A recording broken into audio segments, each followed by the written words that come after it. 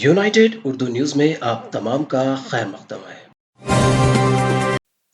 मध्य प्रदेश के बल्दी इंतखाबात में कुल हिंद मजलिस इत्तेहादुल मुस्लिमीन के 3 कॉर्पोरेटर्स खरगोने म्यूनिसिपल कॉर्पोरेशन में कामयाबी हासिल की है। दूसरे मरहले के दौरान हुए बल्दी इंतखाबात के वोटों की गिनती कल अंजाम दी गई, जिसमें खरगोने म्यूनिसिपल कॉर्पोरेशन के वार्ड नंबर 2 से एक गैर मुस्लिम खातून अरुणा उपाध्याय ने भी कामयाबी हासिल की, जबकि वार्ड नंबर 15 से शकील खान और वार्ड नंबर 27 से शबनम को कामयाबी मिली। इस तरह मध्य प्रदेश के बल्दी इंतखाबात में मजलिस के 7 उम्मीदवार मुंतखब हुए हैं।